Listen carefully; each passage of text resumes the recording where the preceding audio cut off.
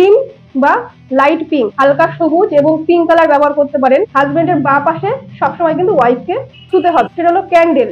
Husband ওয়াইফের মধ্যে রিলেশনশিপটা ভালো রাখার জন্য কিছু বাস্তু টিপস। নমস্কার, আমি কৌশিক দাস, জ্যোতিষ শাস্ত্র নিউজে আপনাদের স্বাগত জানাই। আজকে আমি আছি আর আমার সঙ্গে আছেন আমাদের সকলের প্রিয় দিদি মনিকা দি। মনিকা দি tarot card reader plus reiki healer. দিদির কাছ থেকে শুনে নেব আজকে কিছু গোপন টোটকা। দিদি নমস্কার। নমস্কার, আমি ট্যারো রিডার মনিকা সরকার বলছি। জ্যোতিষ চেম্বারের পক্ষ থেকে আপনাদের সকলকে স্বাগত জানাই। আজকে আমি আপনাদের জানাবো হাজবেন্ড ওয়াইফের মধ্যে রিলেশনশিপটা ভালো রাখার জন্য কিছু বাস্তু টিপস দেবো। আপনারা সেটা ফলো করুন এবং এগুলো ফলো করতে আপনাদের কোনো এক্সট্রা খরচ হবে না। নর্মাল লাইফেই আপনারা এগুলো ব্যবহার করে থাকেন। যেমন আপনাদের বেডরুমের কালার আপনারা করবেন ক্রিম বা লাইট পিঙ্ক।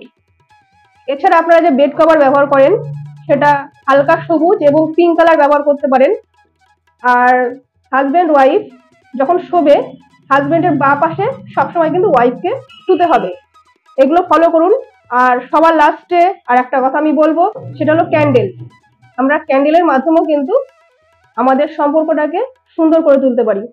সেক্ষেত্রে কি করবেন, প্রত্যেক শুক্রবার একটা পিঙ্ক কালারের ক্যান্ডেল আনবেন।